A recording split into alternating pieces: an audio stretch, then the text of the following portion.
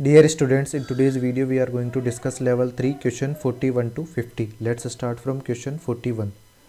Question 41 हमें क्या बोल रहा है, इलेक्ट्रॉन एफिनिटी इज मैक्सिमम 4। यहाँ पर हेलोजेंस दिए गए, हेलोजेंस में इलेक्ट्रॉन एफिनिटी जो होती है थर्ड पीरियड की ज़्यादा होती है कंपेयर टू सेकंड पीरियड, और फिर टॉप टू बॉटम जाने पे इलेक्ट्रॉन एफिनिटी डिक्रीज होती जाती है। तो क्लोरीन की ग्रेटर देन होगी फ्लोरीन की, और टॉप टू बॉटम जाने पे हमारे पास इलेक्ट्रॉन एफिनिटी डिक्रीज होगी। तो ये हमारा ट्रेंड हो जाएगा। मैक्सिमम किसके लिए हो रही है, क्लोरीन के लिए। तो option A is the correct answer. Next है, which of the following orders regarding ionization energy is correct.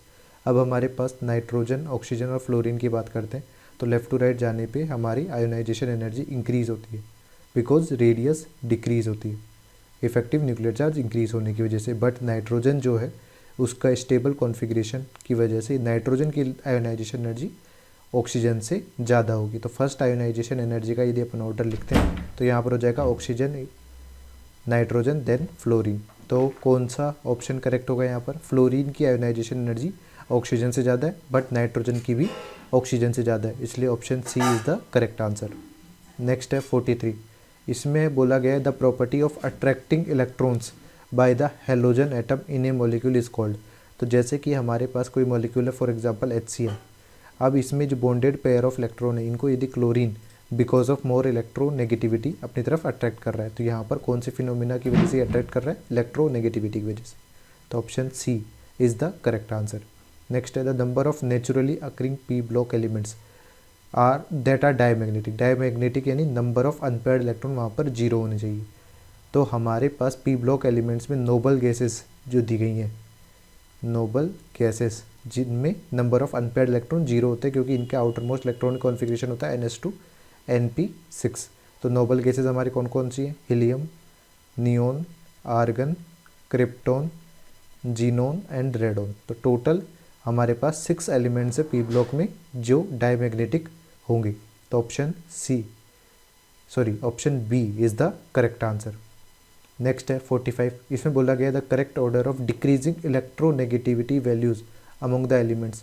तो यहाँ पर बेरिलियम बोला गया है, ऑक्सीजन, नाइट्रोजन, मैग्नीशियम। तो एक्सपेरिमेंटली अपन इनकी इलेक्ट्रोनेगेटिविटीज़ देखें तो सबसे ज़्यादा इलेक्ट्रोनेगेटिविटी जो होती है वो ऑक्सीजन की होती है, देन नाइट्रोजन की, और बेरिलियम और मैग्नीशियम में जब अपन बात करें तो ये ग्रुप में टॉप टू बॉटम यदि अपन जाते हैं तो इलेक्ट्रोनेगेटिविटी डिक्रीज़ होती है, इसलिए बेरिलियम की ज़्यादा होगी, देन मैग्नीशियम।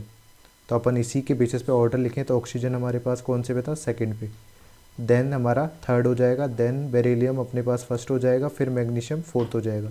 तो इस बेसिस पे हमारा ऑप्शन ए जो है वो करेक्ट आंसर होगा। नेक्स्ट है विच ion has the largest radius.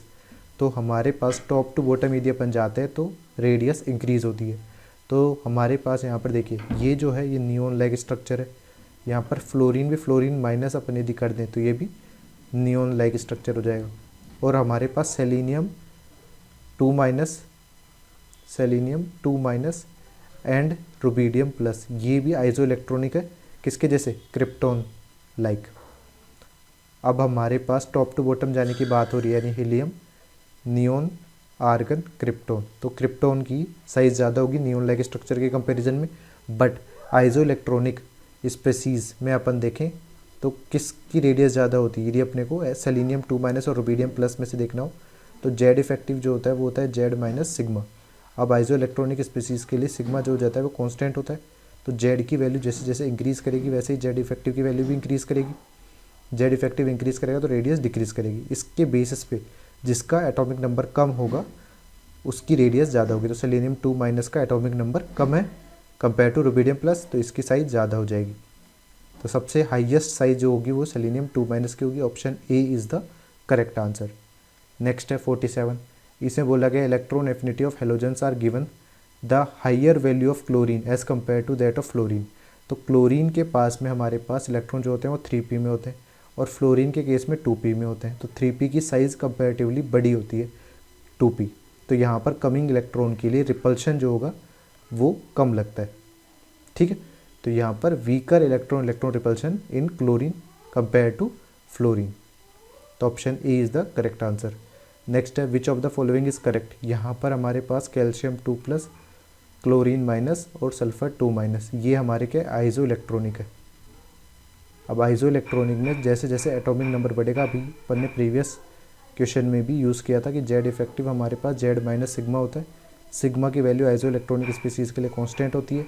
तो जैसे जैसे एटॉमिक नंबर जेड इंक्रीज़ करेगा, जेड इफेक्टिव इंक्रीज़ करेगा, तो रेडियस डिक्रीज़ करेगी। तो इसके बेसिस पे हमारा एटॉमिक नंबर जिसका सबसे कम होगा उसकी रेडियस सबसे ज़्यादा होगी, S2 minus, then Cl minus, then calcium 2+।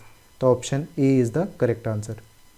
Next है 49, which of the following is not a periodic property. तो हमारे पास लेफ़्ट टू राइट यदि अपन जाते हैं तो रेडियस डिक्रीज़ होती है, कोवलेंट रेडियस। रेडियस डिक्रीज़ होगी तो वॉल्यूम ओवरऑल साइज़ की वजह से वो भी डिक्रीज़ होगा। इलेक्ट्रोनेगेटिविटी हमारे पास इंक्रीज़ होती है, बट एटॉमिक मास के लिए हमारे पास इस तरह से कोई पीरियोडिक ट्रेंड अपन नहीं बोल सकते, तो ये एक पीरियोडिक प्रॉपर्टी नहीं होगी। तो option A is the correct answer. Next है atomic number of element with highest ionisation energy among the following is. तो हमारे पास 13, 14, 15, 16। 13 हमारे पास देखें किसका होता है, सोडियम, मैग्नीशियम, एल्यूमिनियम का होता है, silicon, phosphorus, sulphur. Left to right जाने पे आयोनाइजेशन एनर्जी इंक्रीज होती है बिकॉज रेडियस डिक्रीजेस। तो सल्फर की ज़्यादा होनी चाहिए मैक्सिमम, बट यहाँ पर फास्फोरस का P3 कॉन्फ़िगरेशन होने की वजह से इसकी आयोनाइजेशन एनर्जी सल्फर से भी ज़्यादा होती है। तो आयोनाइजेशन एनर्जी का यदि अपन ऑर्डर लिखें तो ये हो जाएगा aluminium, silicon, then sulphur, then phosphorus. तो सबसे ज़्यादा हो जाएगी फास्फोरस का, जिसका एटॉमिक नंबर है 15। तो option D is the correct answer.